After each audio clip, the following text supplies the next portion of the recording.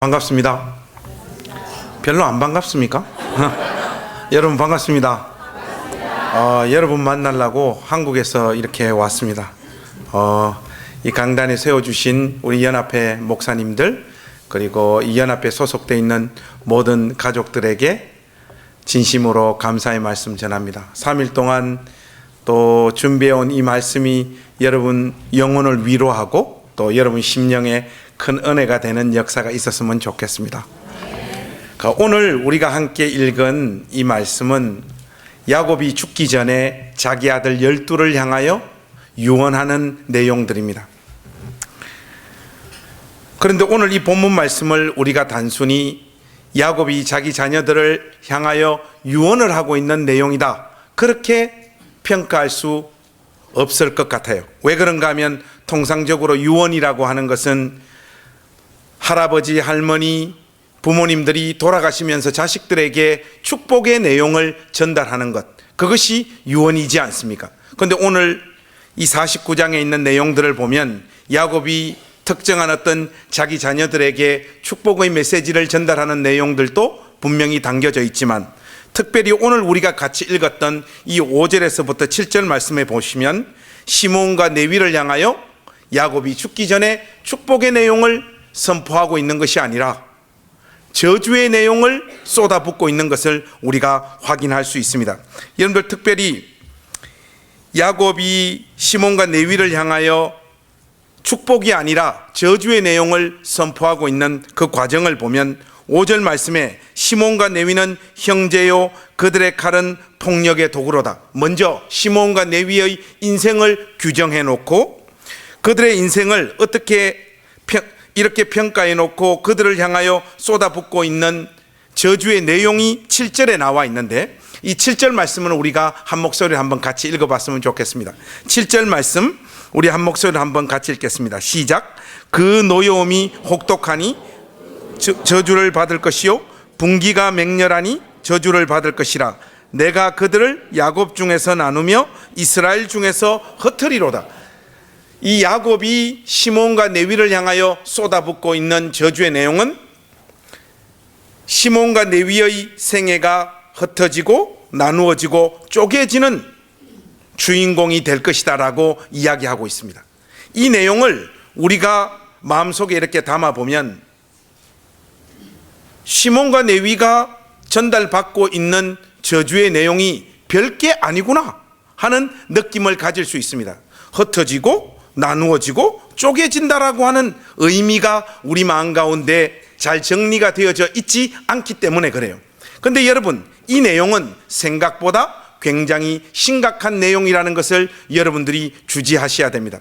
여러분, 창세기 2장에 보시면 하나님께서 천지 창조 후에 이 세상을 향하여 어떻게 축복하셨습니까? 생육하고 번성하여 땅에 충만하라, 그렇게 축복하셨죠. 이 내용은 천지 창조 이후에 이 세상을 향한 축복으로 끝나지 않아요. 여러분들이 구약 성경을 꼼꼼히 읽어 내려가다 보시면 무엇을 확인할 수 있는가 하면 창세기 2장에서 선포되어진 생육하고 번성하고 땅에 충만하라라고 하는 이 선포가 구약 성경 안에서 하나님의 언약 백성들이 하나님을 신실하게 섬기고 하나님을 경외하는 삶을 살았을 때 하나님께서 하나님의 백성들에게 복을 주시는 내용과 패턴이 되어진다라는 사실을 여러분들이 금방 확인할 수 있습니다. 그런데 생육하고 번성하고 땅에 충만하라라고 하는 이 내용과 대척점에 있는 내용이 뭐냐? 흩어지고 나누어지고 쪼개진다라고 하는 이 저주예요. 그러니까 오늘 야곱의 입을 통하여 시몬과 레위를 향하여 선포되어지고 있는 이 내용들은 구약 성경 안에서 한 개인이나 한 지파가 하나님으로부터 전달받을 수 있는 가장 가혹하고 고통스러운 저주라는 것을 여러분들이 아셔야 됩니다. 시몬과 레위가 이런 저주의 주인공이 되는 자리에 서게 되어진 그 배경이 있습니다. 여러분, 우리 잠깐 성경을 좀 넘어갔으면 좋겠는데, 창세기 우리 34장 말씀으로 한번 넘어가 보실까요? 제가 이 말씀은 읽겠습니다. 여러분들 눈으로 좀 따라오시면 좋겠습니다. 1절부터 4절 말씀. 여기에 보시면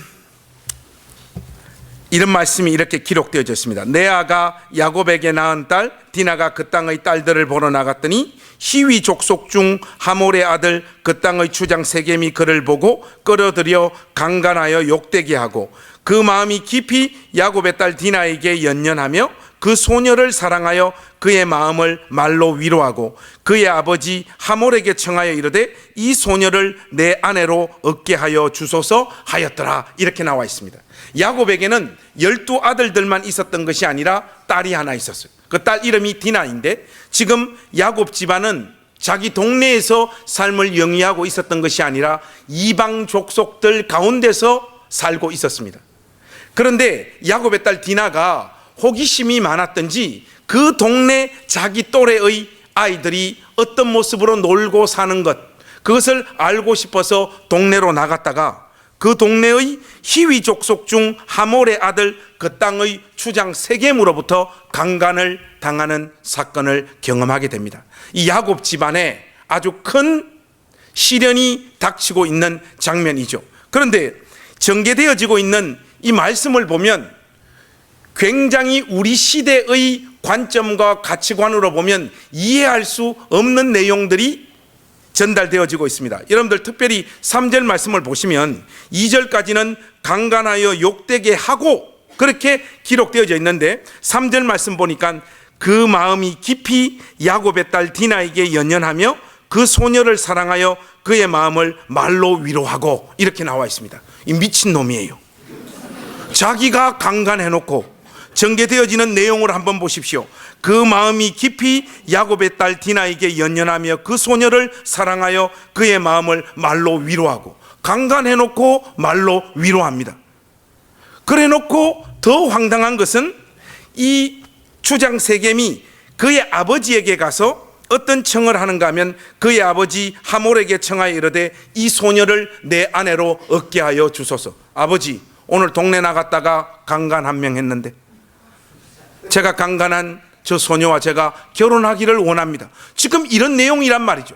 이 고대 사회 때는 이런 식으로 자기가 마음에 들어했던 특정한 여자들을 자기 아내로 삼는 하나의 방식으로 이런 무자비한 일들도 있었던 것 같습니다. 이 이야기가 야곱에게 전달되었고 이 이야기를 전달받은 그 순간에 보면 야곱의 아들들이 전부 다 바깥에 나가서 일을 하고 있었던 상황이었던 것 같아요. 야곱이 이를 악물고 그 고통스러운 시간들을 기다렸다가 12 아들들이 전부 다 집으로 돌아오고 성경에 명시적으로 언급하고 있지는 않지만은 아마 가족회의가 열렸던 것 같습니다. 이 사태를 어떻게 풀까? 긴 가족회의 끝에 딸 디나를 추장 세겜의 아내로 주기로 결정을 합니다. 그러나 거기에는 조건이 달려있죠. 그 조건이라고 하는 것은 다른 것이 아니라 이 추장 세겜 족속 전체가 할례를 받고 하나님의 언약 백성이 되겠다라고 하는 선언을 하는 조건으로 자기 딸 디나를 추장 세겜에게 시집 보내기로 결의를 합니다. 이 이야기를 전달받은 이 추장 세겜은 강간은 했지만 진짜로 디나를 사랑했던지 자기뿐만 아니라 자기 부족 전체를 전부 다 할례를 받게 합니다. 그리고 3일이 지난 다음에 시몬과 레위가 이들이 할례를 받고 가장 고통스러운 시간인 그 시간을 이용하여 칼을 들고 들어가서 이 부족 전체를 다 도륙하고 죽여버리는 무자비한 사건이 벌어져요. 제가 이 정도 이렇게 강해를 하니까 어떤 분이 그런 질문을 합니다. 목사님, 성경은 조금 과장된 이야기를 하고 있는 것 같습니다. 왜 그런가 하면 시므온과 레위 두 사람이 어떻게 부족 전체를 다 도륙할 수 있느냐? 이것은 인원은 양쪽 상대방의 숫자를 비교해 봤을 때 도저히 일어날 수 없는 일입니다. 이렇게 이야기를 해요. 이것은 경험이 없기 때문에 이런 질문들을 하게 되는 거예요. 여러분, 이 할례라고 하는 것은 우리 한국 사람들에게 있어서는 포경수술을 의미하는 거잖아요. 가장 비슷한 거. 근데 통상적으로 우리 부모님들이, 특히 엄마들이 아이들 어렸을 때 병원 데리고 가서 아이들이 수술을 다 해주지 않습니까? 근데 우리 어머니는 먹고 사는 일이 바쁘셨던지 저를 그냥 방치를 하셨어요. 제가 신학대학 입학을 해서 축구를 하고 우리 신학대학 공동 샤워실에서 같이 샤워를 하는데, 이렇게 보니까 저의 몸만 조금 이상한 거예요. 자매님들 너무 깊이 상상하시면 안 됩니다. 하니까 우리 선배들 또 동기들이 너 큰일 났다, 네 아직까지 수술을 안 했나, 빨리 병원을 가라고. 그래서 여러분, 신학생들을 상징하는 핵심적인 이미지는 뭡니까? 배고프고 가난한 거잖아요. 대부분 다 가난한 신학생들이었어요. 그러니까 돈을 다 모아도 병원을 가서 이 수술을 할 만한 돈이 저 가운데 없는 거예요. 근데 뭐 어떻게 이렇게 모았어요. 모아서 그 우리 침례신학대학 앞에 병원이 하나 있었습니다. 유성의원이라고. 가서 원장님께 이렇게 부탁을 했습니다. 제가 아직까지 이 수술을 못 받아가지고 이렇게 왔습니다 하니까, 지금이라도 수술 받으면 괜찮대요.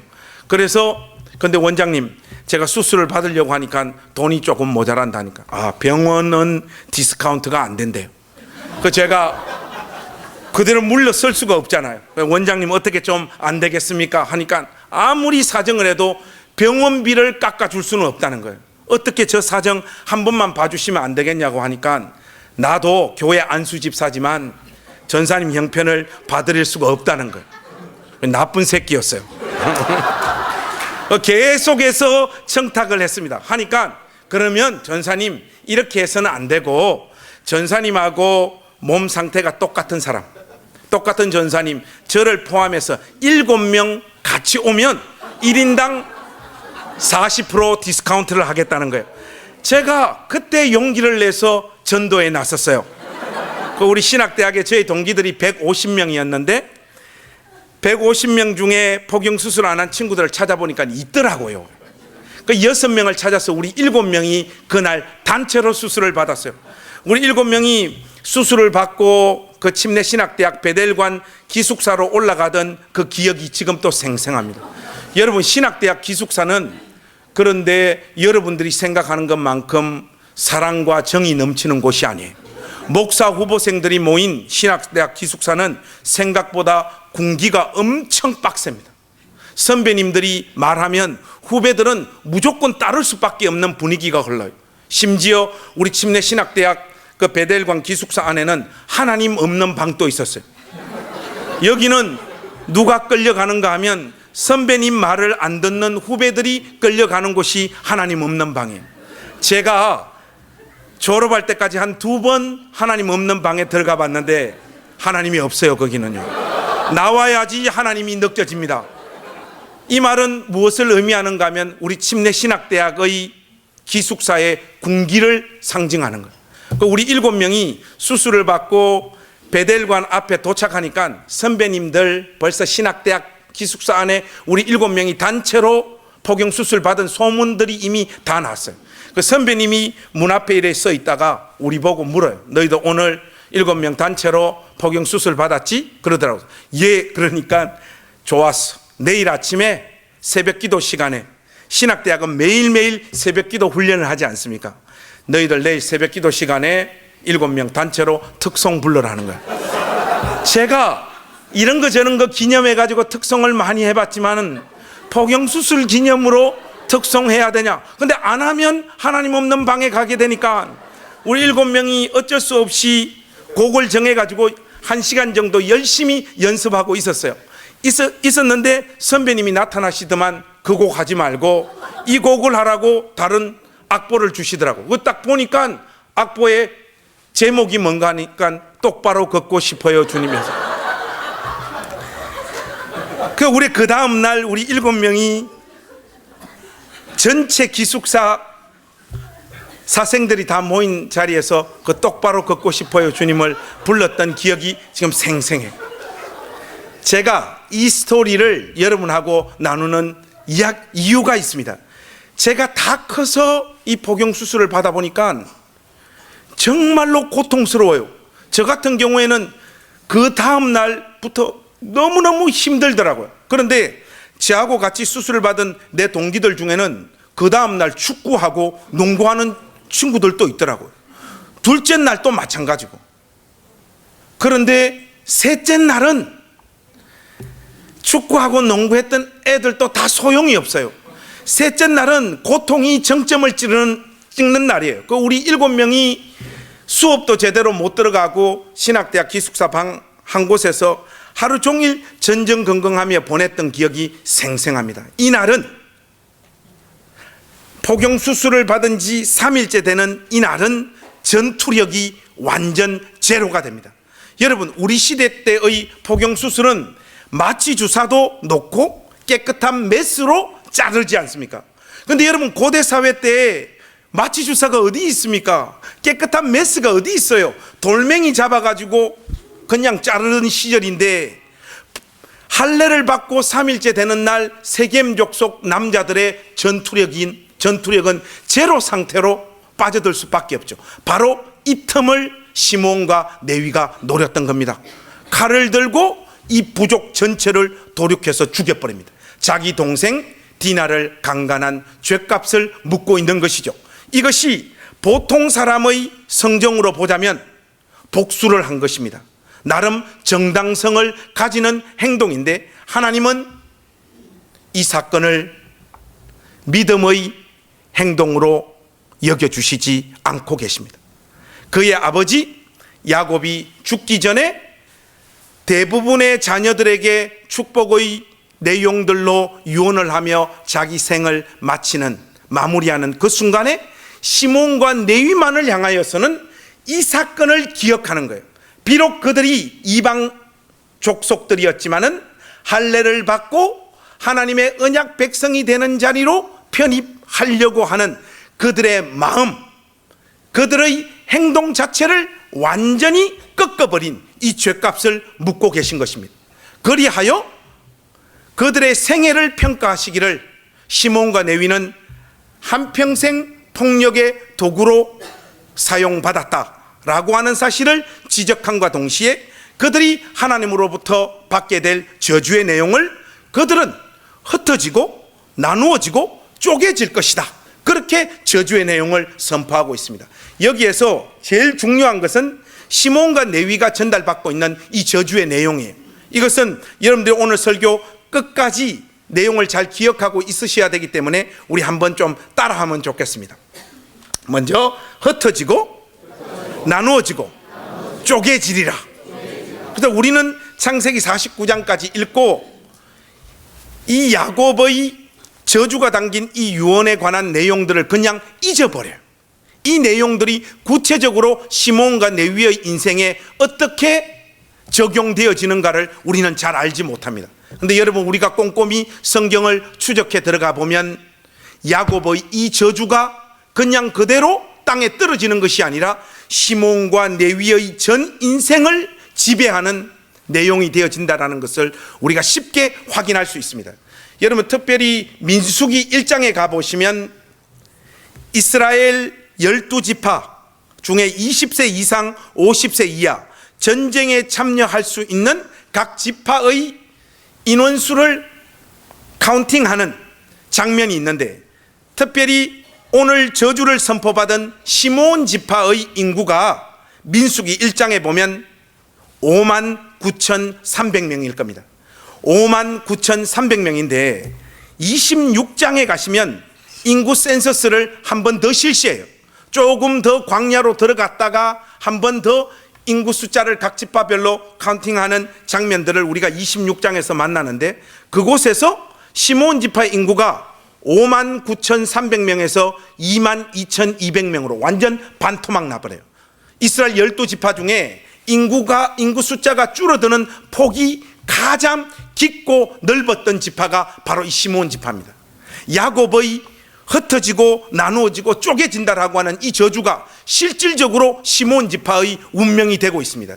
특별히 여호수아 19장에 가보시면 가나안 정복 전쟁이 감행되어질 때에 모든 지파가 자기에게 할당되어진 땅을 다 정복할 때 시몬 지파만이 자기에게 할당되어진 땅을 정복하지 못해요. 그래서 이 시므온 지파는 종국적으로는 유다 지파 속으로 흡수되어져서 존재 자체가 사멸되어져 버리는, 창세기 49장에서 야곱이 시몬과 레위를 향하여 선포했던 흩어지고 나누어지고 쪼개지리라라고 하는 이 유언이 고스란히 적용되어지고 있는 것을 우리가 생생히 확인할 수 있습니다. 저는 오늘 이 밤에 여러분들하고 좀 더 꼼꼼하게 추적해 들어가고 싶은 지파는 레위 지파입니다. 시므온 지파는 이렇게 허무하게 끝이 나요. 레위 지파도 마찬가지입니다. 아무리 하나님 앞에서 몸부림 만부림을 쳐도 흩어지고 나누어지고 쪼개진다라고 하는 이 저주에서는 레위 지파 역시 벗어날 수가 없습니다. 그런데 이 레위 지파의 삶에는 조금 특별하고 재미난 일이 발생하고 전개되어지는데, 여러분 이 말씀을 우리가 한번 다 같이 넘어가서 이 말씀을 확인해 봤으면 좋겠습니다. 출애굽기 32장으로 한번 가보십시오. 여기에 보시면 27절에서 29절 말씀 한번 보시겠습니까? 제가 한번 읽겠습니다. 이 출애굽기 32장 27절에서 29절 제가 한번 읽겠습니다. 여러분들 눈으로 좀 이렇게 따라오십시오. 모세가 그들에게 이르되 이스라엘의 하나님 여호와께서 이렇게 말씀하시기를 너희는 각각 허리에 칼을 차고 진 이문에서 저 문까지 왕래하며 각 사람이 그 형제를, 각 사람이 자기의 친구를, 각 사람이 자기의 이웃을 죽이라 하셨느니라. 레위 자손이 모세의 말대로 행하며 이날의 백성 중에 3,000명가량이 죽임을 당하니라. 모세가 이르되 각 사람이 자기의 아들과 자기의 형제를 쳤으니 오늘 여호와께 헌신하게 되었느니라. 그가 오늘 너희에게 복을 내리시리라 하는 이 말씀이 있습니다. 여러분, 이 말씀은요, 이스라엘 백성들이 이제 출애굽해가지고 광야의 여정을 통과해 가는 과정 속에서 모세가 산에 올라가서 기도합니다. 기도하러 산에 올라가요. 근데 그 틈을 견디지 못하고 아론과 하나님의 언약 백성들이 금송아지를 만들어 놓고 금송아지를 여호와 하나님으로 경배하고 예배하는 우상숭배의 사건이 벌어지게 되어집니다. 그런데 그 우상숭배 사건이 간단하지가 않아요. 여러분 그 1절에서부터 7절 말씀 보시면, 특별히 6절에 보시면 이 금송아지를 예배하는 내용을 이렇게 묘사하고 있습니다. 이튿날에 그들이 일찍이 일어나 번제를 드리며 화목제를 드리고 백성이 앉아서 먹고 마시며 일어나서 뛰놀더라. 여러분 여기 있는 대부분의 그 동사들은 여러분들이 잘 아는 의미예요. 그런데 6절 맨 끝에 등장하고 있는 뛰놀더라라고 하는 이 동사는 히브리어로 보면 이거는 성적인 문란함을 표현하고 있는 단어입니다. 한마디로 하나님의 언약 백성들이 금송아지 앞에서 성적으로 지금 집단 난교 상태에 있는 모습을 묘사하고 있는 단어가 이 단어예요. 그들이 단순히 금송아지를 향하여 우상숭배했을 뿐만 아니라 하나님의 언약 백성들이 그 공동체가 완전히 성적인 문란함으로 깊이 빠져들고 있는 이 모습을 모세가 산에서 기도하고 내려오다가 목격한 거예요. 십계명을 집어던지고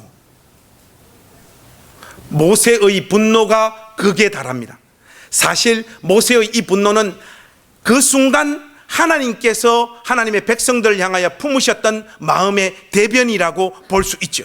하나님은 모세를 향하여 명령을 내립니다. 오늘 이 범죄 현장에 가담한 자들 한 명도 빠지지 말고 전부 다 죽이라. 그래서 여러분 실질적으로 금방 우리가 읽은 이 말씀을 보시면 이날 하루 만에 3,000명 가량 되는 하나님의 언약 백성들이 이 범죄함으로 인하여 죽음의 자리에 처하게 된 것을 우리가 확인할 수 있지 않습니까? 그런데 27절 말씀을 여러분 다시 한번 보시겠습니까? 이 명령을 모세에게 하나님께서 하달하시는데 이 명령을 실질적으로 받들 사람들이 필요하잖아요. 받들 사람. 그리고 이날 약 3,000명가량 되는 하나님의 백성들이 죽는데, 여러분 그 27절 중반부터 보시면 너희는 각각 허리에 칼을 차고 진 이문에서 저 문까지 왕래하며 각 사람이 누구를? 거기 말씀 한번 보세요. 이날 죽은 사람들의 명단이 우리에게 희미하게 소개되어져 있는데 각 사람이 누구를? 그 형제를, 그리고 각 사람이 이번에는 또 누굽니까? 자기의 친구를, 그리고 또 각 사람이 이번에는 누굽니까? 이웃을 죽이라고 했어요. 그리고 29절 한번 보시겠습니까? 모세가 이르되 각 사람이 이번엔 또 누굽니까? 자기의 아들들과 자기의 형제를 쳤다고 했어요. 그럼 여러분, 이날 죽은 3,000명가량 되어지는 사람들을 이렇게 쫙 한번 리스트로 나열해 보면 동네 아저씨 아줌마, 이웃, 그 다음 친구, 그리고 피를 나눈 형제, 그리고 자기 자식들, 아들들, 이런 자들이 우상 숭배하고 성적인 범죄를 저지름으로 말미암아 하나님의 심판의 대상이 되고 있는 것을 우리가 확인할 수 있습니다. 이 본문 말씀과 평행 본문이라고 할 수 있는 신명기 33장에 가보면 이날 침을 당했던 대상들 중에 부모들도 포함되어져 있습니다. 이렇게 보면 다시 한번 리스트를 나열해 보겠습니다. 동네 아저씨 아줌마, 이웃들, 친구들, 형제들, 자식들, 부모까지 칼을 들고 가서 이 범죄를 저지른 자들을 죽여야 되는데 여러분 눈앞에 금방 나열되어진 이 사람들이 서 있다고 했을 때 칼을 들어 이 사람들을 찔러 하나님의 명령을 받들 수 있는 사람이 과연 누가 있을까요? 여러분, 우리 타임머신 타고 한번 넘어가 보겠습니다. 우리 테런 카운티에 있는 모든 연합회 권속 여러분, 여러분 같으면 이 칼을 들고 가장 먼저 누구부터 족치겠습니까? 이 분위기가 확 가라앉는데 그렇게 점잖으실 필요가 없어요. 여러분, 죽여야 되는 것은 기정사실인데 일단 나하고 안 친한 사람부터 먼저 안 보내야 되겠습니까? 상식적으로 하자면. 그러면 아마 동네 아저씨 아줌마 이웃부터 먼저 보낼 것 같아요. 여러분들 그렇지 않습니까? 그 이웃들을 보내고 여러분 그 다음부터 고민이 정폭되어지기 시작하는 거예요. 제가 한 두 문제 내보겠습니다. 먼저 1번 친구, 2번 형제. 여러분 이 둘 중에 누구부터 먼저 보낼 것 같습니다. 자, 이 주관식으로 물어보면 혼란이 일어나요. 4천만이 기다리는 객관식으로 해보겠습니다. 목사님, 저는 고민이 많이 되겠지만 아무래도 친구 1번 친구부터 나는 먼저 보낼 것 같습니다. 1번 손 한번 들어보세요. 1번 높이 드세요. 괜찮아요. 여러분 이런 인간들하고 친구하면 안 됩니다. 친구 어떻게 먼저 죽입니까? 친구. 저는 이렇게 살아보니까 저에게 형님 한 분 계신데 추석하고 설날 때 1년에 2번 보는 게 우리 형님이더라고요. 친구는 에브리데이 만나는 게 친구예요. 내 나그네 인생길의 가장 큰 위로, 그 위로가 친구지 않습니까? 내 친구 오늘 저 뒤에 와서 앉아있어요. 목사님이 붕괴한다고 하니까 멀리서부터 이런 게 친구거든요. 형님 먼저 보내야 되는 거예요. 근데 여러분 가치관이 친구 먼저 보낸다고 하니까 먼저 보냈어요. 그럼 나는 형제 먼저 보내겠다는 사람 손 한번 들어보십시오. 아무도 없습니까? 나는 형제 먼저 보내겠다. 아무도 없습니까? 저밖에 없네요. 저는 진심으로 우리 형님 먼저 보낼 것 같아요.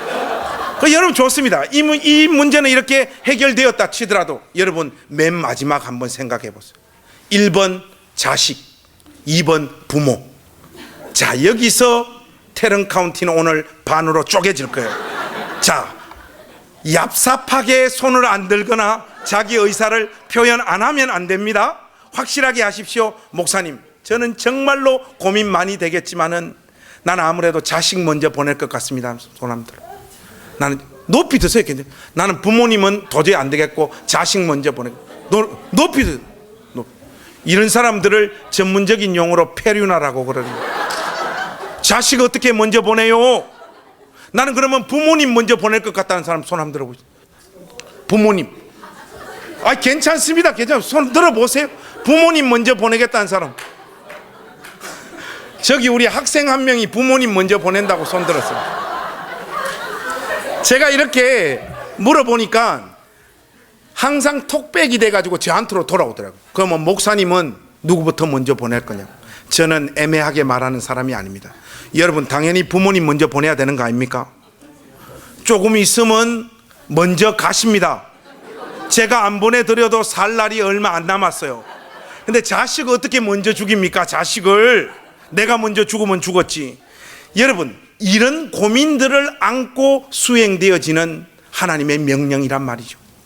그러니까 이 명령을 받들었던 자들의 그 심정이 어떻겠습니까? 그런데 여러분, 하나님의 이 명령을 받드는 자들이 누구냐? 레위 지파입니다.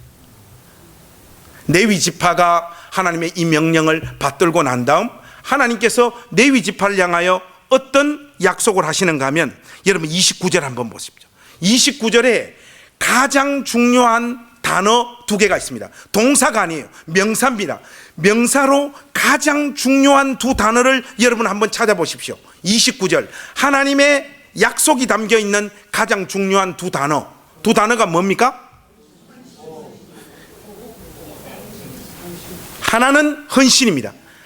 한마디로 하나님 앞에서 이 명령을 받들었던 레위 지파를 향하여 하나님은 하나님 앞에 헌신한 믿음의 행동으로 이 사건을 규정하시고, 또 하나는 뭡니까? 복입니다. 이 레위 지파 사람들에게 하나님께서 복을 내리시겠다, 이렇게 말씀하세요. 여기에서 오늘 설교가 이제 꼬여지고 어려워지기 시작하는 거예요. 지금부터는 IQ 60 이하는 들어도 무슨 말인가 모를 거예요. 하니까 그냥 평안히 주무십시오. 주께서 사랑하시는 자에게 잠을 주십니다.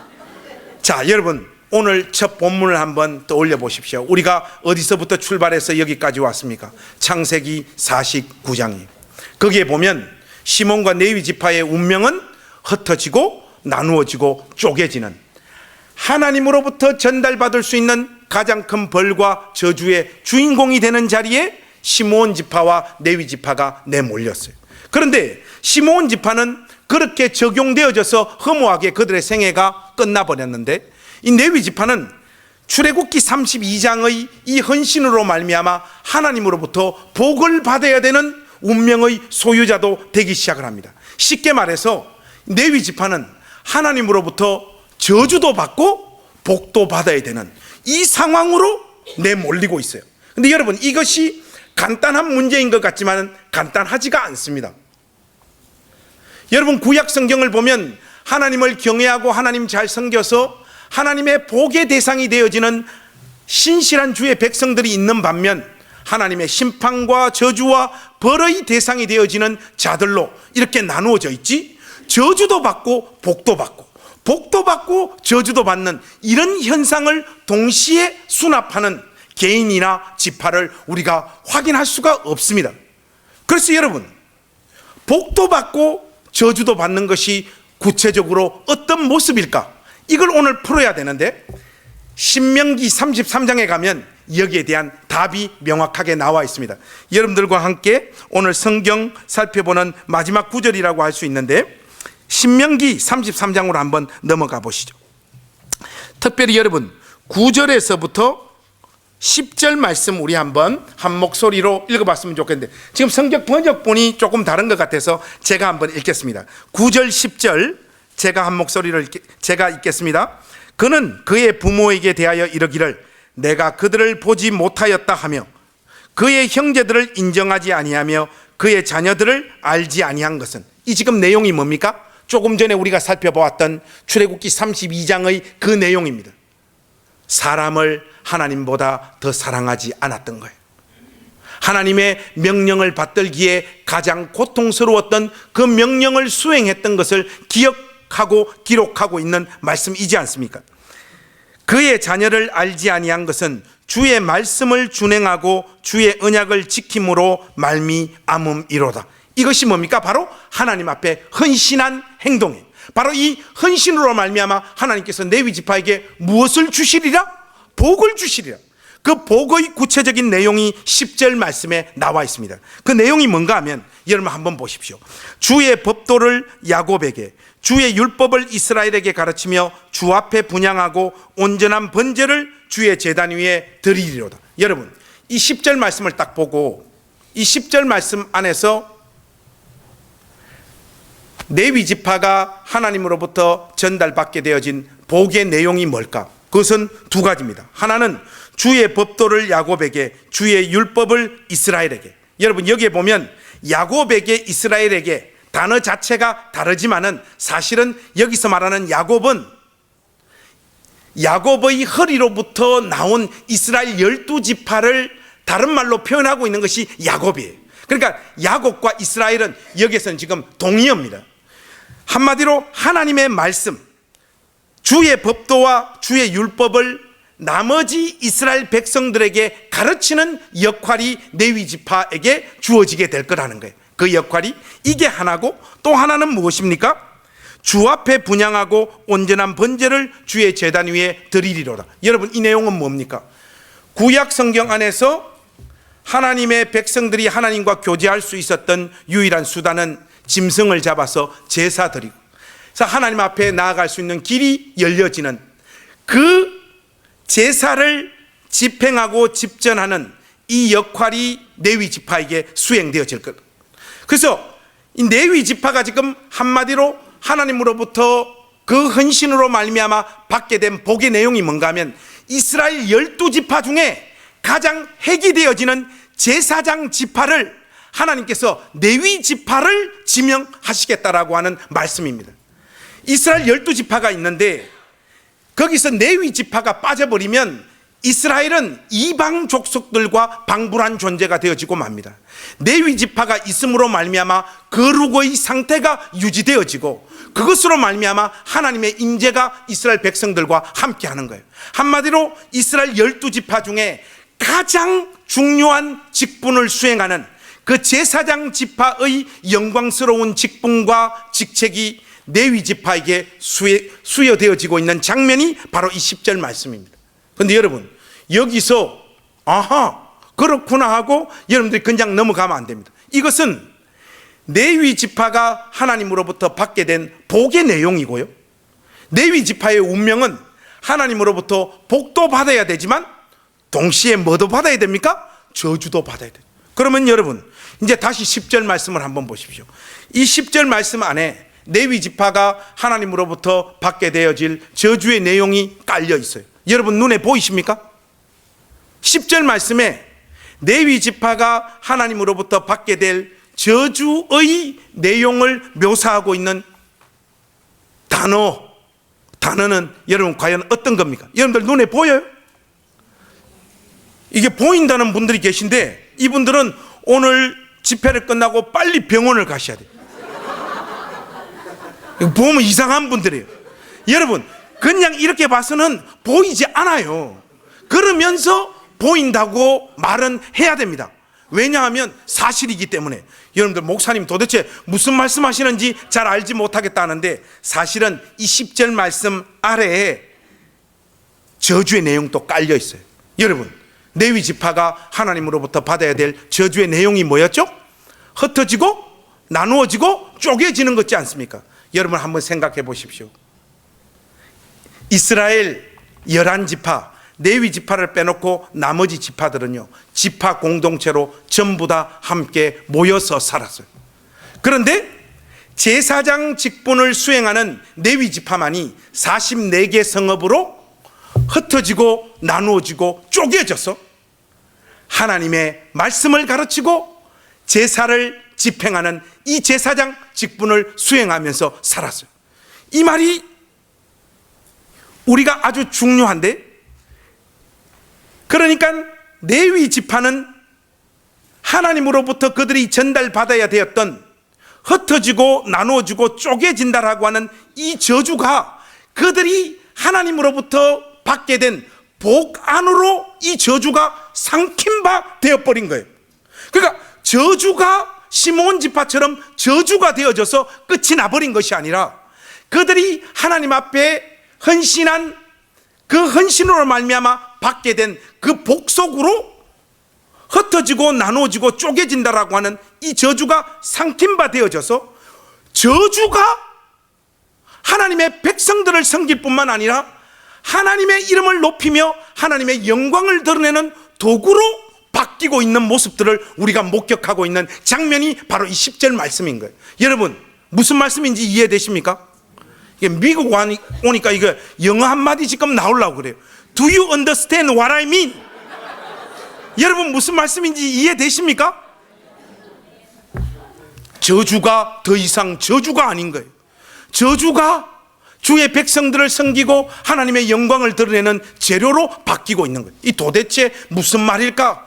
뭔가 이해될 듯 말 듯한데, 그래서 오늘 강단에서는 첫날이기도 하고 또 오늘 이 말씀에 대한 적용도 여러분하고 생생하게 좀 나누어야 돼서 저의 삶의 스토리를 여러분하고 좀 나누기를 원합니다. 그러면 끝 지점에 가서 저주가 어떻게 하나님의 영광을 드러내는 재료와 도구가 되어지는지 여러분들이 좀 생생하게 이해하게 되실 거예요. 여러분, 제가 오늘 서서 이렇게 설교를 하고 있는데 저 이렇게 외모로만 봤을 때는 제가 나이가 한 몇 살 정도 돼 보입니까? 말 잘못하면 절단 납니다. 60이요? 나가! 여러분, 제가 한 몇 살 정도 돼 보입니까? 40? 좋습니다. 40 좋습니다. 40 하신 분은 오늘 집에 가지 말고 계속 여기서 기도하세요. 좋습니다. 제가 72년생이니까 48인데 한 뭐 그 정도 돼 보이죠. 여기 제가 나이를 밝히는 것은 저보다 나이가 많은 우리 목사님들 그리고 집사님, 권사님들에게 저의 지나온 삶의 이야기를 한다는 것이 얼마나 이게 건방지고 말도 안 되는 이야기라는 걸 제가 잘 알아요. 그런데 저도 저의 또래에 비하면 참 살아왔던 삶이 부침이 많았던 인생이었어요. 저는 결혼해서 저희 집사람 만나서 결혼해가지고 살 때까지 방 2칸에 살아본 적이 없어요. 항상 단칸방에서만 살았던 것 같아요. 우리 집사람 만나서 결혼하기 전까지 한 36번 정도 이사를 했던 것 같아요. 단칸방만 계속. 그렇게 살 수밖에 없었던 것은 우리 아버지 때문에. 우리 아버지는 한평생 노름, 한평생 알코올 중독으로 사시다가 간암으로 이렇게 돌아가셨는데, 우리 시대 때의 아버지들은 그런 분들이 참 많으셨어요. 인생을 열심히 살았는데 자기가 원하는 삶의 결과가 손에 주어지지 않은 그 일로 말미암아 그냥 인생을 다, 정신줄을 다 놓아버리고 그냥 술과 노름으로 사셨던 분들이 많았죠. 그런데 우리 아버지는 그 많은 분들 중에서도 동급 최강이셨어요. 왜냐하면 보통은 바깥에서 술 드시고 노름하시고 하루 일과를 그렇게 마무리하시는데, 우리 아버지는 바깥에서 그렇게 하루 종일 술 드시고 노름하시다가 저녁 되면 이 마지막 같이 노름을 놀았던 아저씨들을 데리고 단칸방인 우리 집으로 그 아저씨들을 데리고 오는 거예요. 우리 집은 1년 365일 중에 한 300일은 항상 노름판이에요. 우리 아버지는 대단히 성실한 분이셨어요. 국정 공휴일 빼고 거의 한 300일 이상 우리 집은 저녁 7시부터 시작해서 새벽 2시, 3시까지 노름판이었어요. 우리 아버지가 돈을 안 벌었으니까 우리 어머니께서 한평생 가정경제를 책임지셨는데, 새벽 4시만 되면 어머니 새벽 시장에 나가서 나물 팔고 고래고기 장사하면서 저희들 기르셨거든요. 저도 학교 끝나고 친구들하고 놀고 집에 돌아오면 그 초등학생인 저에게 물리적으로 가장 큰 공포스러운 환경이 뭐였는가 하면 단칸방 안을 가득 채운 담배 연기였어요. 그 어머니하고 저하고 저녁에 잘 때 어떻게 자는가 하면 우리 집 이렇게 단칸방이 있으면 왼쪽 구석에 책상이 하나 있었어요. 그 책상 아래 엄마하고 저하고 이렇게 앉고 그 안으로 머리를 집어넣고 잠을 잤어요. 왜냐하면 그 책상 밑이 그래도 담배 연기가 조금 적게 날아오는 곳이었어요. 그래서 아버지가 노름하시다가 돈을 따면 그냥 주무시는데 돈을 잃으면 이 감정을 다스리지 못하시는 거예요. 그러면 아저씨들 다 집에 가고 새벽 2시, 3시 될 때 어머니 깨운단 말이죠. 살림을 잘 사느니 못 사느니 잔소리를 하기 시작하다가 잔소리는 욕으로 바뀌고 욕은 구타로 바뀌잖아요. 사람이 사람을 두들겨 패다 보면 감정이 이렇게 더 고양되어집니다. 그래서 그러면 도구를 들잖아요. 그래서 아버지께서 어머니 구타하실 때 사용하셨던 도구가 지금도 저는 잊혀지지가 않아요. 아버지가 주로 사용하셨던 도구가 숟가락하고 포크였어요. 특히 이 포크로 어머니 머리를 찍어가지고 어머니 머리에서 피가 철철 흘러내리는 날들이 하루 이틀이 아니었어요. 1년을 살면서도 그런 날들이 숱하게 많은 거예요. 도저히 아버지 밑에서 살 수가 없어요. 우리 형님들하고 누님들은 이미 다 시집 장가 다 간 상황이고, 제가 시집간 우리 누나, 둘째 누나를 찾아가 가지고 막 울었어요. 누나, 난 도저히 아버지 밑에서 못 살겠다. 나 차라리 대학원 가가 뛰내리가 죽어버리고 싶다 하니까, 경상도 여자를 제가 안 좋아합니다. 왜냐하면 위로를 안 해줘요. 우리 누나가 하는 말이 뭔가 하면, 관성아, 니는 천당에서 사는 거다. 아버지 젊었을 때 누나들한테 어떻게 했는지 너 모르지 하면서 누나가 초등학생인 제가 알지 못했던 이야기를 하나 꺼내요. 관성아, 누나 3명 아이가 우리 셋 다 학교 어디까지 나왔는지 너 아나? 하니까 모른다고 하니까 우리 누나가 우리 셋 다 초등학교밖에 못 나왔어. 중학교 간다고 하니까 아버지가 우리 다 여자들 배워봐야 다 소용없다고, 아버지 자신의 노름 미천 마련하기 위해서 하나는 대구로, 하나는 포항으로, 하나는 부산으로 식모살이 보내버린. 여러분들 식모살이 뭔가 아시죠? 주인집에 가서 밥 해주고 설거지하고 애들 봐주면 주인 아저씨가 월급 주는 거, 그게 식모살이 아닙니까? 월급날 되면 아버지 나타나가지고 누나 월급들 그대로 3명 거 챙겨가지고 그 돈으로 한평생 노름을 한 거. 그 누나가 그런 이야기를 해요. 관성아, 아버지가 우리 식모살이 보낸 거 그게 서러운 게 아니고, 네 초등학교 갓 졸업한 소녀가 말이야, 일요일 날 주인집 아저씨 집에 밥 차려 드리고 설거지 다 하고 애 재우고 난 다음에 엄마 보고 싶어가 아파트 베란다에 나와가 포항에서 그 고향 땅 울산으로 이렇게 바라보면 달이 저쪽에서 쫙 떠오르는데 네 그 달에 엄마 얼굴도 같이 떠오르는 건 모르지? 누나가 그 베란다 앞에서 서럽게 울었던 날들 지금도 죽어도 잊지를 못하고 아버지가 용서가 안 된다. 우리 누나가 펑펑 울어요. 우리 누님들 인생이 그렇게 허무하게 다 끝났어요. 초등학교밖에 안 나온 우리 누나들 한평생 어떻게 살았겠습니까? 해볼 수 있는 삶의 수단이 별로 없는 사람들인데 그저 그런 아저씨들 만나서 한평생을 고생하고, 우리 누님들 지금 보니까 누님 한 분은 심장병 걸리고 오늘 내일 하고, 또 한 분은 간암 걸리고, 큰 누나 인생도 다 어그러지고 망가져버리고, 그냥 누님들 인생이 다 무너져 버렸어요. 그렇게 누님들 인생은 아버지로 인해 가지고 다 엉망진창이 돼버렸고, 저 바로 위에 아까 제가 먼저 죽인다고 하는 우리 형님 제가 저의 이름은 김관성입니다. 한자로 풀이를 하자면 볼관자에 별성자, 이 별 볼 일이 있답니다, 저는. 근데 우리 형님 이름은 김무성이에요. 없설무에 이룰성, 이루는 게 없다. 우리 형님은 남자니까 아버지가 중학교를 보냈어요. 근데 중학교 2학년 때 집에 있는 돈 다 훔쳐가지고 서울로 가출했어요. 우리 형님은 한평생을 조직폭력배로 사셨어요. 우리 애들이 지금은 철 들어가지고 아빠한테 그런 질문을 안 하는데, 우리 애들 어렸을 때 우리 형님이 그 울산에 간절곶 해수욕장, 진해수욕장에서 사시기 때문에 여름 휴가를 항상 형님한테 다녀왔거든요. 그러면 우리 애들 유치원 다닐 때 항상 저한테 하는 질문이 있었어요. 아빠는 왜 배에 그림이 없어? 우리 형님은 이 배에 용이 한 마리 올라가고 이 양쪽에 팔에 다 문신에 칼자국에 담배로 지진 흔적, 형님 인생이 그냥 다 엉망진창이 돼버려요. 저는 우리 형님이 한평생 조직폭력배로 살았다라는 거, 그 삶을 욕하거나 조롱할 수가 없어요.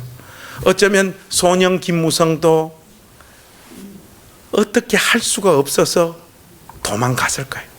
그렇게 형님 인생도 다 어그러지고 무너져 버렸어요. 마지막 남은 게 전데, 2남 3녀 중에 그래도 제가 우리 집에서는 제일 똑똑했습니다. 벌써 그렇게 안 보이십니까, 여러분? 여러분, 보통 이런 집안에 제일 똑똑한 애들이 어떤 길을 갑니까? 1번 도둑질, 2번 공부. 여러분 몇 번이겠습니까? 2번요. 꿈을 깨십시오. 제가 이 도둑질로 유명했습니다. 그런 환경 속에서 살다 보니까 마음을 잡을 수가 없어요. 제가 초등학교 6학년 때 울산 진흥 슈퍼마켓, 여기 미국 오니까 옛날 기억이 너무 생생하게 다 떠올라요. 울산 그 주리엄 백화점 앞에 있는 진흥 슈퍼마켓에 테니스 가방 가지고 들어가서 초콜릿 300개를 한쪽 라인에 있는 거 전부 다 털어가지고, 그때만 해도 참 감사했던 게 CCTV가 없었던 시절이었어요. 초콜릿을 다 털어가지고 가방에 들고 나오다가 현장에서 바로 붙잡혔어요, 제가. 근데 초범이고 나이가 어리다는 이유로 제가 경찰서에서 훈방 조치가 됐는데, 제가 훈방되기 위해서는 집에서 부모님들이 오셔가지고 이 진술서를 써야 돼요, 보호자들이. 근데 우리 아버지 지금 술 드시고 노름하고 있으니까 못 오시는 거예요. 어머니는 한글을 잘 모르셔서 어머니는 올 수가 없었고, 우리 집 대표로 누가 왔는가 하면 업설무 이룰성이 왔어요. 그래서 우리 선생님이 가정교육 좀 잘 부탁합니다 하고 형님 손에 저를 맡겼어요. 하니까 우리 형님 깡패잖아요. 제가 또 오늘 설교 끝나고 그 목사님 욕하더라 그러지 마시고, 우리 형님이 한 욕입니다.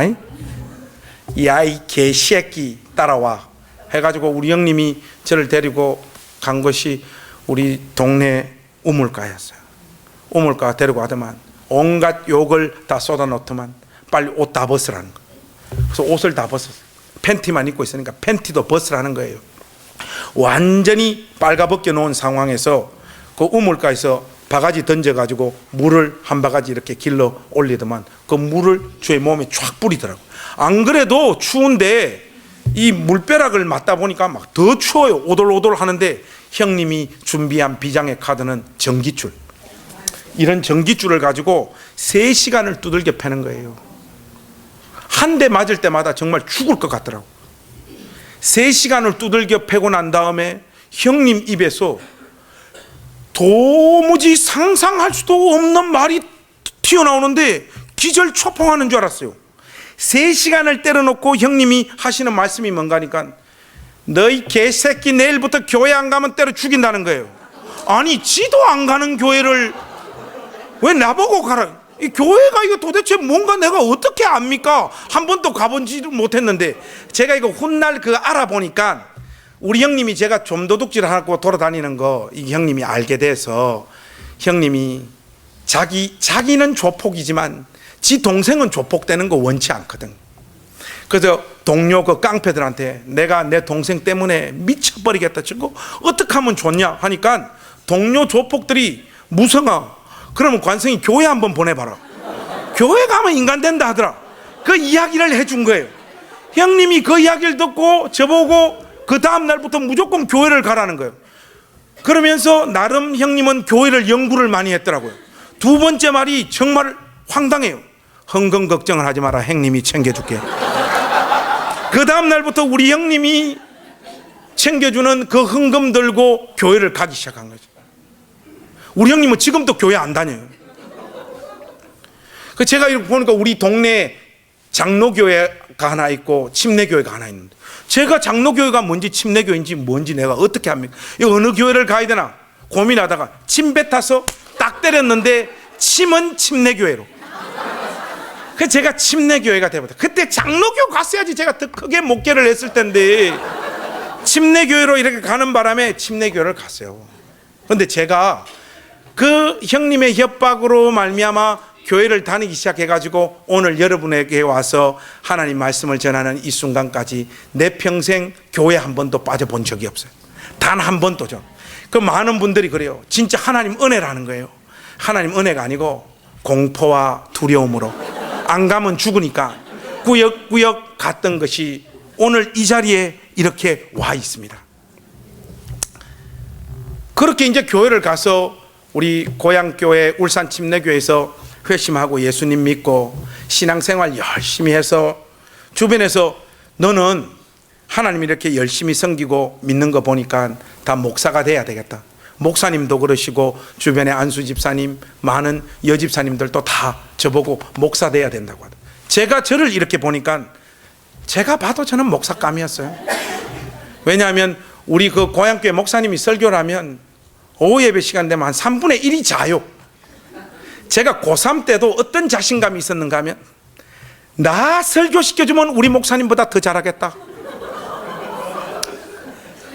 그래서 다 가라 그러고 저도 저 스스로 생각했을 때 주님이 나를 부르시는구나 확신해서 시험을 쳤죠. 여러분, 침례신학대학 붙을 수밖에 없지 않습니까? 바보들 가는 학교. 시험을 쳐서 제가 목사님들 계셔서 이게 참. 근데 사실은 사실인데 뭐 어떡하겠어요. 그래서 제가 침례신학대학에 이렇게 합격을 해서 갔어요. 갔는데 돈이 없다 보니까 학교 다니는 내내 고통스러웠고, 뭐 신학 공부하는 여정도 만만치 않았지만은 꾸역꾸역 졸업을 하고 뭐 유학도 갔다 오고 어떻게 해서 목사 안수까지 받았어요.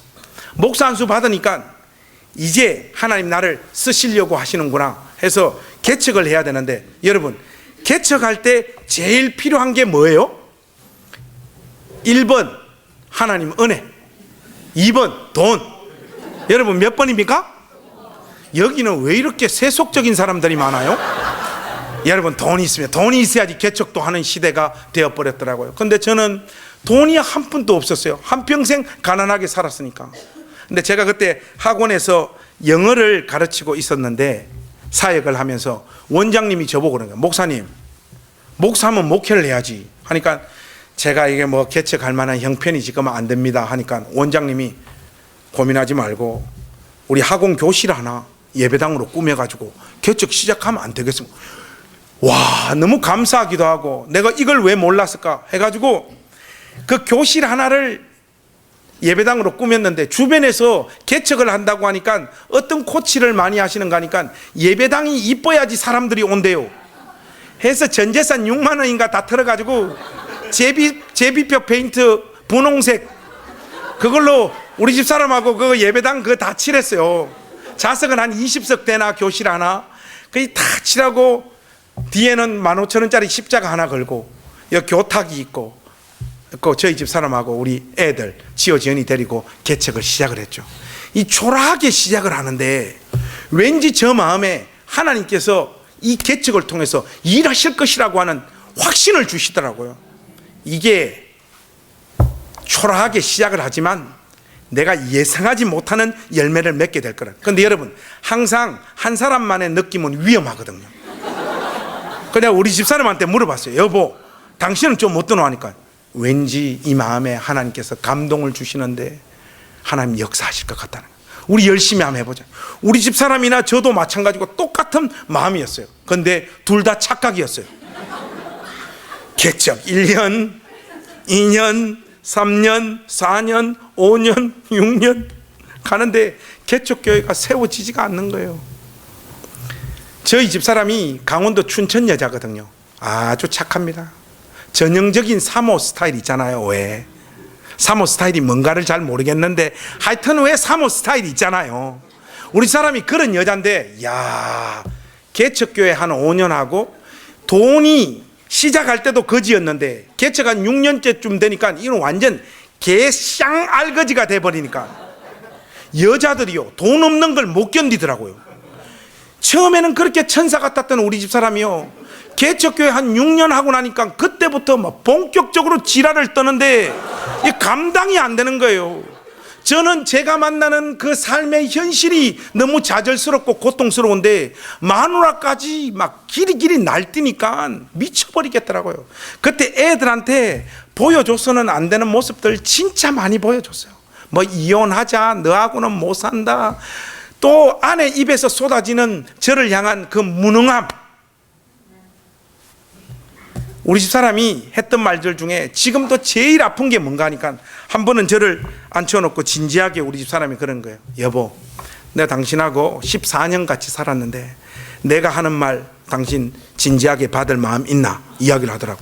미안하니까 어떤 말이든 해라. 내가 다 듣고 내 삶을 고치고 목회하는 스타일도 바꾸겠다고 하니까 우리 사람이 됐고 내 말 들으라는 거예요. 그 당신 말이 뭐냐 하니까 여보, 솔직히 당신은 목사 스타일 아니다.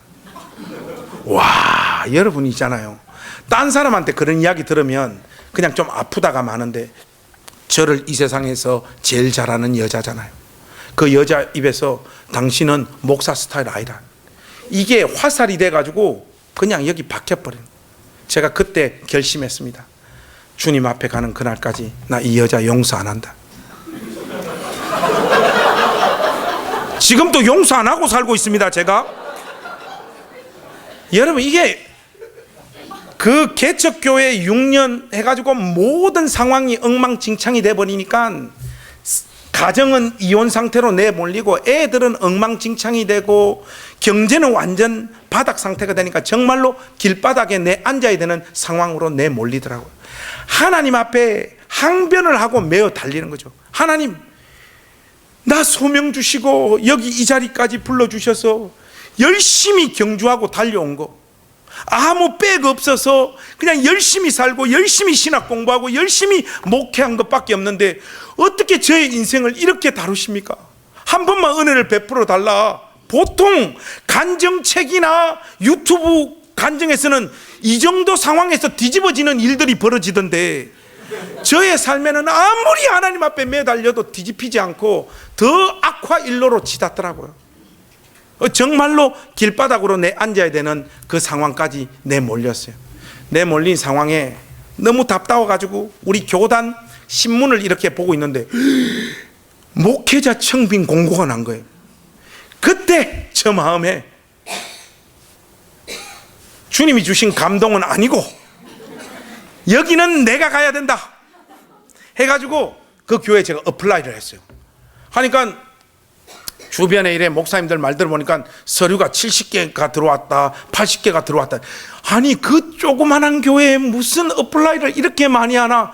여러분, 어떤 목회지가 하나 생기면 그렇게 목사님들이 목회하러 갈 교회는 적고 현실이 그런 것 같아요.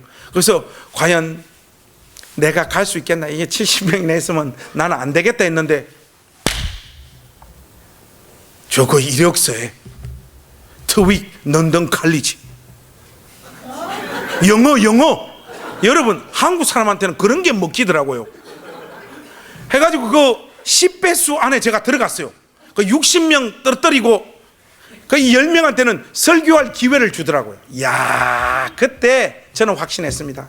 안 그래도 잘하는 설교 준비해가 갔는데 끝나겠지 해가지고 제가 열심히 준비해가 가서 설교했어요.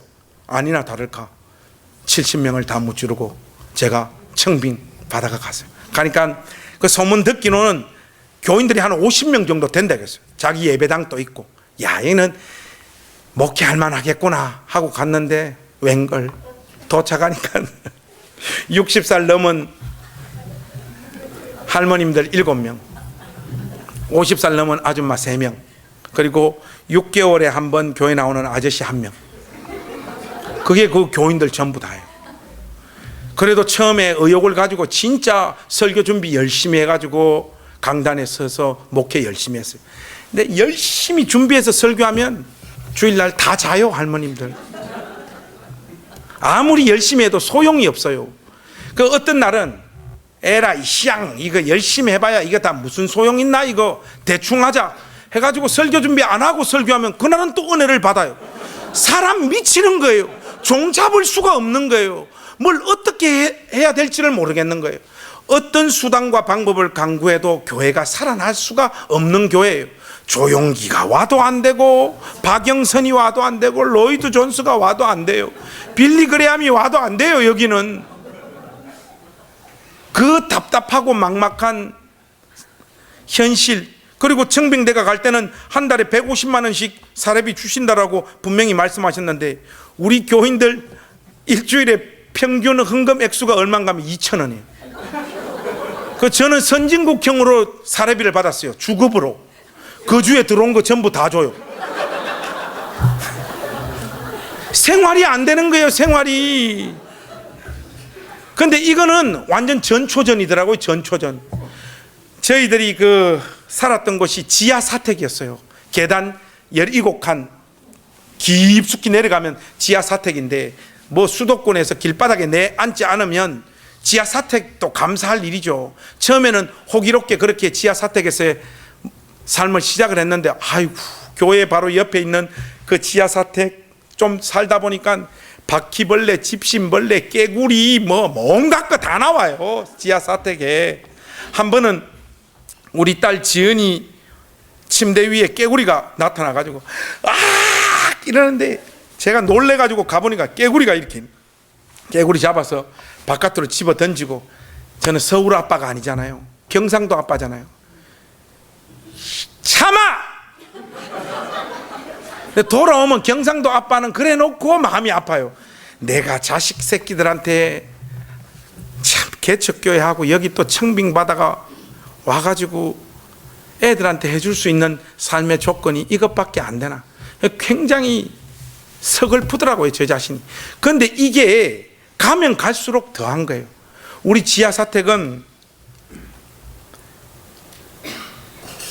제일 어려웠던 게 뭔가 하니까 욕실은 있는데 화장실이 없어요. 우리 화장실 가려면 어떻게 가야 되는가 하니까 계단 그 17칸 올라가서 교회 문 열면 이제 바깥이에요. 바깥으로 나가서 오른쪽으로 삥 돌아가면 동네 공동 화장실이 있어요. 거기까지 일을 보러 가야 돼요. 어른들인 저하고 저희 집 사람은 그냥 참고 감당하면 되는데, 또 애들도 보통 뭐 봄이나 여름이나 가을이나 괜찮는데 겨울에는 진짜 어려워요. 그래서 우리가 항상 애들 보고 저녁에 일찍 일 보고 자라 하는데, 우리 딸내미 말 안 듣잖아요. 밤 11시에 아빠 화장실 가고 싶은데 무서워 못 가겠다 하면 그 딸내미 손잡고 가야 되잖아요. 가자 해가지고 겨울에 가면 딸내미 일 다 볼 때까지 기다려줘야지 그 좋은 아빠인데 너무 추운 거야. 그냥 들어와 버렸지. 한데 우리 지연이가 한 번은 바깥에서 일 보다가 이렇게 나오다가, 우리 동네는 그 70년대 80년대 분위기가 풍기는 동네 빈민들 사는 동네였거든. 아저씨들 술 드시고 이렇게 비틀비틀 거려가지고 오는데 우리 지연이 자기 추행하는 줄 알고 애가 놀래가지고 계단으로 소리 지르고 뛰어온 거예요. 아빠, 어떤 아저씨가 지연아 이리 와봐. 거울 봐봐라. 네 그런 레벨 아니다. 걔한테 알겠나? 들어가서 자라. 뭐 그런 날들. 근데 돌아와서는 그거 얼마나 마음 아픕니까? 그러니까 화장실 문제 때문에 미쳐버리겠는 거예요. 너무너무 힘들어요. 새벽 기도하고 어떤 날 이렇게 계단을 사택으로 툭툭 내려가는데, 이런 걸 진짜 성령의 영감이라 하는 것 같아요. 내가 이걸 왜 몰랐을까 하고 딱 떠오르는데, 여러분 요강 있잖아요. 요강. 와, 내가 이걸 와 몰랐나. 야, 우리 가족들 빨리 다 모이봐라. 그러니까 우리 지호 그 책상 밑에 보니까 쓰레기통이 큰 게 하나 있더라고요. 돈 주고 살 필요도 없어요. 거기 뭐 이런 쓰레기통 다 모여봐라. 우리 가족은 이번 주부터 이제 요강을 쓴다. 요강. 근데 요강 쓰는 규칙이 있다 하니까 우리 아들이, 아빠 그냥 오줌 싸면 되지 뭔 규칙이 있노 하는데, 있다. 이게 우리 4명이 오줌을 싸기 시작을 하면 쭉쭉쭉쭉쭉쭉 이게 차 올라와요. 그럼 이 정도 오면 멈춰야 된다. 왜 그런가 하면 끝까지 싸버리면 아빠가 이거 들고 화장실에 버릴 때 이게 손에 오줌이 줄줄 흘러 하는데, 여러분 그게 첫 번째 규칙이고, 두 번째 규칙은 노똥 온니 오줌.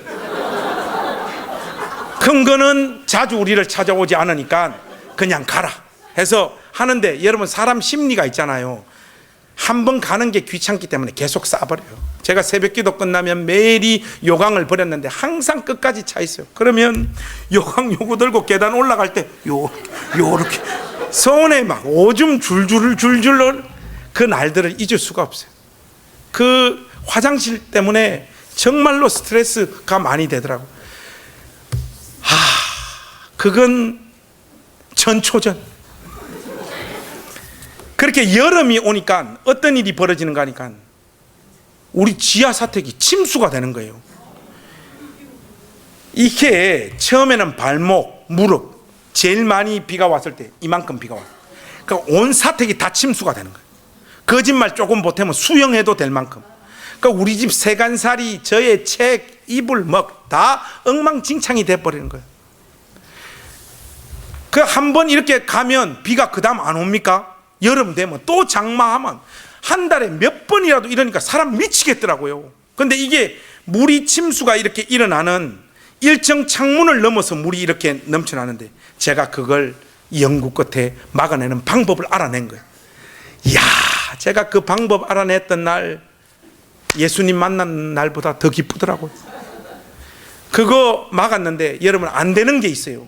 그게 뭔가 하니까 저쪽 현관 바닥 밑에서부터 올라와서 현관 턱을 넘어가지고 들어오는 물은 막을 수 있는 방법이 없어요. 그거는 실시간 퍼내는 방법밖에 없어요. 여러분, 하나님은 비를 낮에 내리십니까? 새벽에 내리십니까? 우리 스타일 아닙니다.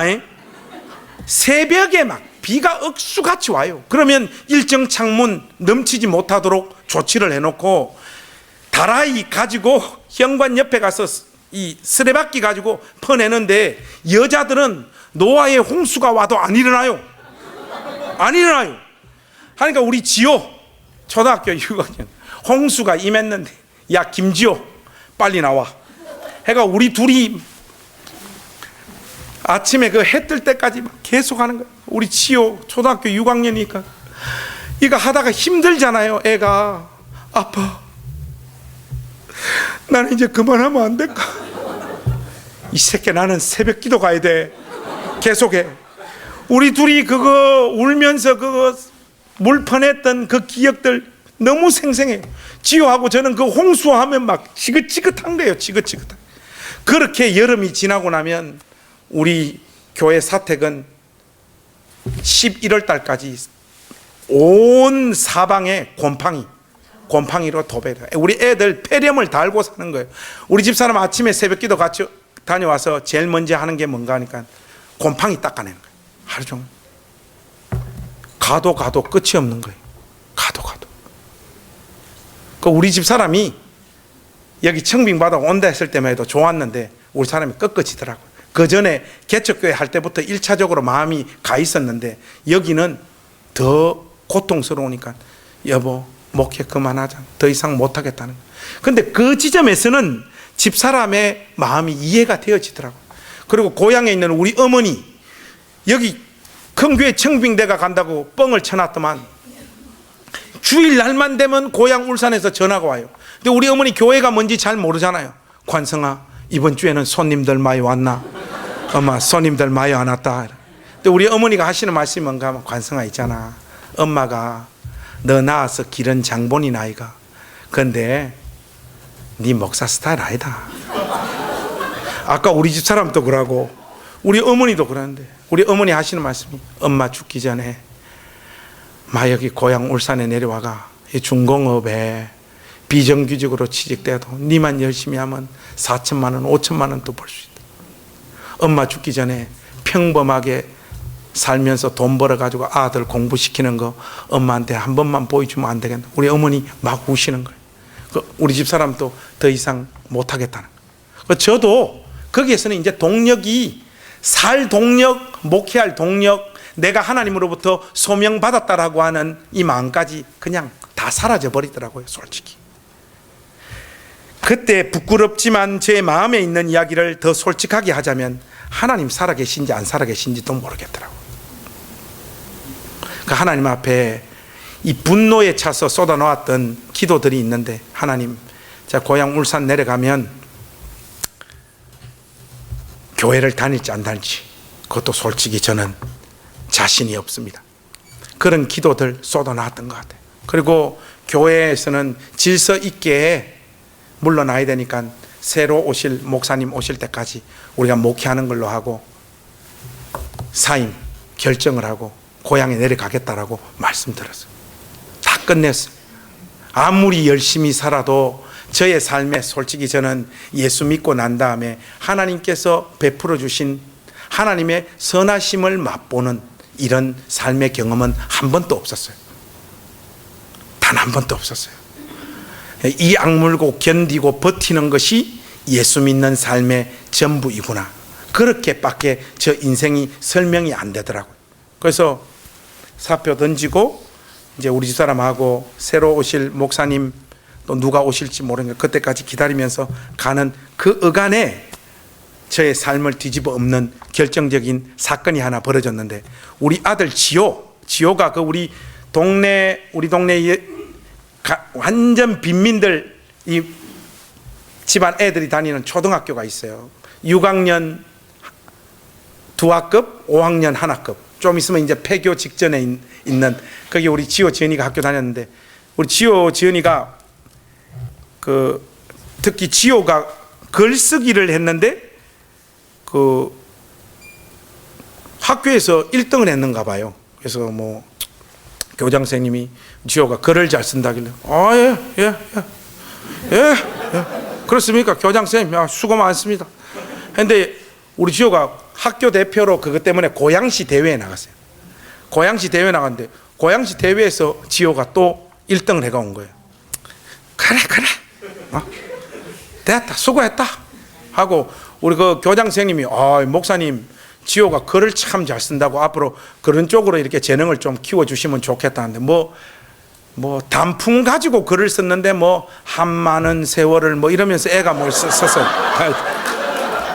제가 속으로 그렇게 했어요. 지랄을 떨고 있다. 하여튼 뭐 한많은 세월을 뭐 붉게 물들이고 뭐 하여튼 그렇게 썼어. 하여튼 그래가 지호가 1등을 했어요. 그리고 좀 있는데 지호가 학교를 갔다 오더만 저보고 그러는 거야. 아빠, 이러는 거예요. 뭐야, 말을 해봐 하니까, 아빠, 이 씨발 말 안 해? 하니까, 아빠, 내가 고양시 대표로 경기도 대회 어린이 글쓰기 대회 대표로 출전하게 됐다는 거예요. 여러분, 그 이야기를 제가 딱 들었을 때, 아빠는 자식들에게 꿈과 비전도 심어줘야 되지만 현실도 가르쳐줘야 되거든. 김지호, 잘 들어. 니는 안 돼, 이 새끼야. 하니까, 아빠 왜 나는 안 되냐. 야, 이씨. 고양시 대회 때는 고양시 안에 가장 불쌍한 학교 애에게 상을 주는 거야, 인마. 그래, 네가 상 받은 게, 네가 글 잘 써가지고 상 받은 게 아니야. 근데 경기도 대회는, 야, 대치동 학원과에서 논술훈련 집중적으로 다 받은 교수님 아들, 선생님 애들, 공부 잘하는 애들 거의 다 온다. 그리고 무엇보다도 우리의 대적 큰 교회 목사님 아들들도 거의 있다, 인마. 너 안 돼. 거기 나가가지고 너는 상을 탈 수가 없어. 하니까, 아빠, 이 대회가 그렇게 큰 대회냐니까. 야, 경기도 대회라니까. 경기도 전체에서 상 타는 건데. 그러니까 지호야, 아빠가 10,000원 줄 테니까 떡볶이 사 먹고 딴 애들 학교 가는 날 너는 학교 안 가는, 그것만 해도 얼마나 그거 신나는 경험이냐. 잘 갔다 와. 하니까 교장 선생님 또 우리 지호 글 잘 쓴다고 말을 많이 했으면서 아무 기대가 없어. 표정 보니까 우리 집 사람 벌써 정신줄 나가 있고 삶이 너무 힘드니까. 그 우리 지호 간다니까 제가 10,000원 주고, 지호야 오늘 하루 잘 갔다 와 하고 갔다 왔는데, 모든 사람들의 예상을 다 깨부수고 우리 지호가 경기도 대회 어린이 글쓰기 대회에서 대상을 타가지고 온 거예요.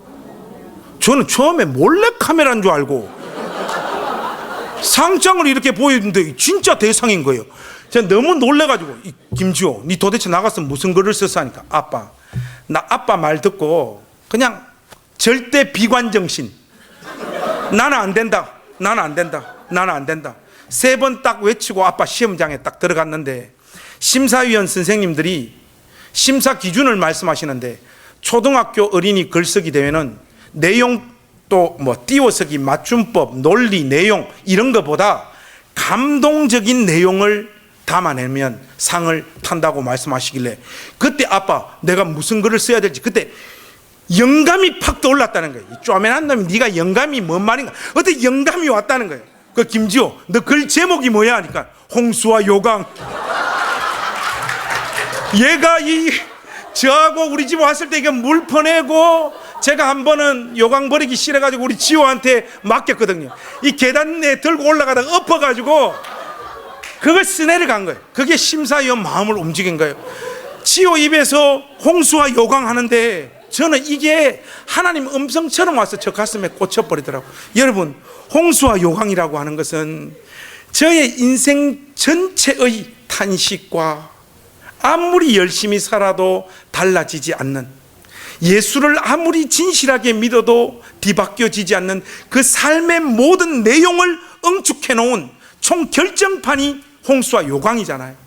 근데 지호 입에서 홍수와 요강 하는 목소리가 딱 떨어지자마자 이게 하나님 음성처럼 정말로 와서 제 가슴에 꽂혀버리더라고요.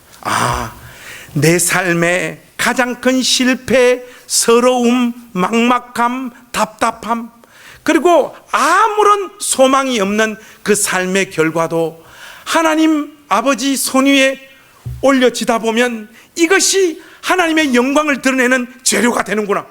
제가 그걸 깨달았어요. 그래서 새로 오겠다고 하는 목사님 오지 마세요. 하나님, 제가 다시 끝까지 요강을 비우더라도 이 길을 가겠습니다. 그러나 큰 교회에서 불러주면 바로 가겠습니다. 그렇게 하면서 목회를 했죠. 우리 테런 카운티에 있는 모든 권속 여러분, 하나님이 어떻게 일하시는 분인지 아십니까? 여러분의 인생의 눈물과 탄식, 아무리 열심히 살아도 안 되는 여러분들의 삶, 반전을 꿈꿀 수 있는 모든 길들이 원천적으로 차단되어 버린 그 막막함, 열심히 살았는데 남는 거라고는 몸뚱아리 하나밖에 없는 그 현실, 거기에 예수님 이름을 열심히 부르고 진실하게 마음을 쏟았지만, 그런데도 불구하고 하나님이 내 인생에 대해서는 외면하시는 듯한 그 초라한 여러분들의 삶, 이것이 마치 하나님으로부터 벌과 저주를 받는 듯한 이 삶의 내용들이 하나님의 영광을 드러내는 재료가 된다는 사실을 잊지 말고 여러분 생을 끝까지 경주해 가주시기를 우리 주님의 이름으로 축복합니다. 형통과 성공의 길만이 하나님의 이름을 더 높일 수 있는 길이 아니라는 사실을 여러분 심장 깊숙이 새겨 넣으십시오. 눈물과 한숨으로 통과한 그 삶도 성공과 형통의 길로 부름받고 있는 사람들의 삶과 견주어 봤을 때 조금도 열등하지 아니한 하나님의 영광을 드러내는 삶이라는 사실을 잊지 말고 여러분 삶을 걸어가십시오. 제가 가장 밑바닥에 찍혔을 때 텔레비전 이렇게 보면 제일 열받게 하는 사람들이 있었어요. 누군가 하면 예수 열심히 믿는 여자 연예인들. 그 연예인들이 대종상 시상식에서 상 탈 때 그때 제일 열받더라고요. 상 받고 꼭 나와가지고 어떻게 합니까? 45도로 꺾어가지고 상 딱 들고 어떻게 합니까? 이 상을 허락해 주신 하나님 앞에 영광을 돌립니다 이러잖아요. 와, 때려 죽이고 싶어요. 그런 고백 자체가 잘못됐다는 게 아니라 저 사람은 저렇게 자기 인생을 열심히 살아서 저런 삶의 내용으로 하나님 앞에 영광을 돌리는데 내 인생은 뭐냐는 거예요. 내 인생은 아무리 살아도 안 되는 내 인생은 뭐냐는 거예요. 예수님을 진실된 마음으로 찾고 울부짖고 매달렸는데도 불구하고 내 삶의 결과는 초라함과 막막함과 답답함으로 내몰려버린 내 이 삶은 도대체 어떡할까? 나는 무엇으로 하나님 앞에 영광을 단 한 번이라도 돌릴 수 있는 인생인가? 저는 그 사실이 제일 괴롭고 답답하고 막막했어요. 한국 교회의 현실이 그렇습니다. 성도들에게 자꾸 이런 식의 신앙관을 부추기는 거예요. 예수 잘 믿어 형통하고 성공해서 하나님 앞에 영광을 돌리라는 거예요. 여러분, 그런 식으로 하자면 저와 여러분들은 아무런 소망이 없는 인생들입니다. 우리 모두 다 에브리바디 개털인데 무엇으로 하나님 앞에 영광을 돌리겠습니까? 그러나 여러분, 하나님, 우리가 온 마음을 다하여 섬기는 그 하나님은 형통과 성공을 통하여 영광 받으시는 하나님이 아니십니다. 말로 다 설명할 수 없는 그 막막하고 답답한 삶의 자리로 끝까지 내몰린 한 영혼, 그 초라하고 서럽고 서러움을 끼니로 매일매일 먹으면서 버텨야 되는 그 인생길 가운데서 예수님을 놓지 않고 걸어간 지극히 작은 한 영혼을 통하여 하나님은 가장 큰 영광을 받으시는 분입니다. 여러분들의 삶의 결과와 내용 때문에 좌절하지 마십시오. 저는 이 문제를 우리 베들레헴 침례교회 존 파이퍼의 하나님을 기뻐하라라고 하는 책을 읽으면서 이 문제가 좀 해결이 되었어요. 목사로서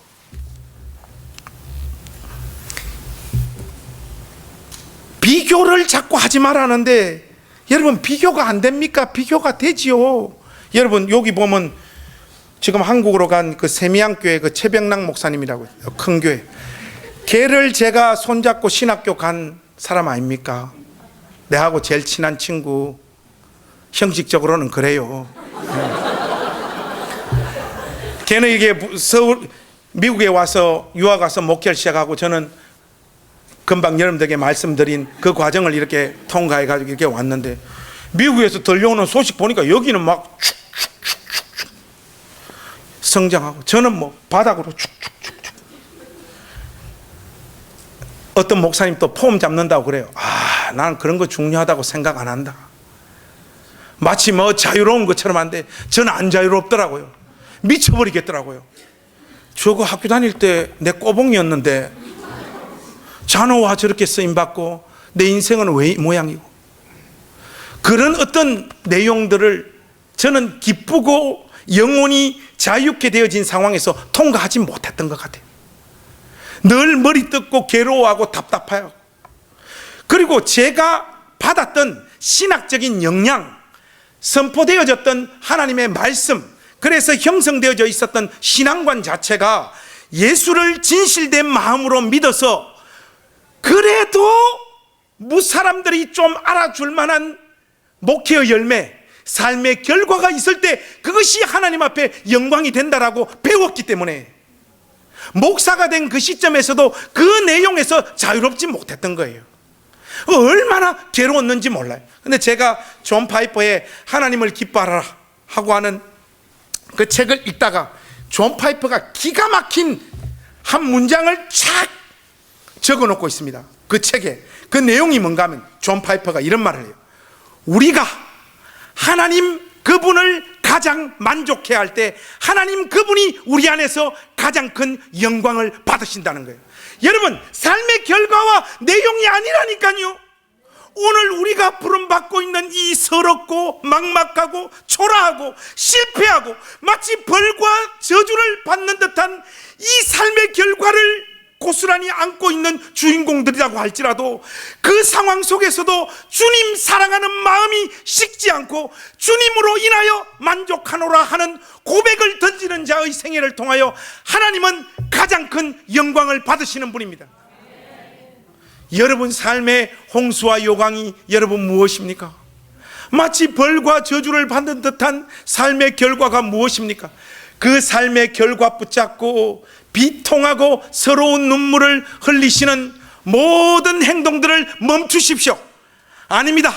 하나님은 그 누구도 가보지 못한 여러분의 가장 서럽고 고통스러운 그 삶의 내용을 붙잡아 여러분 인생을 통하여 영광 받으실 뿐만 아니라 여러분 생애에 선함으로 갚으시는 하나님이시라는 사실을 잊지 마시기를 우리 주님의 이름으로 축복합니다.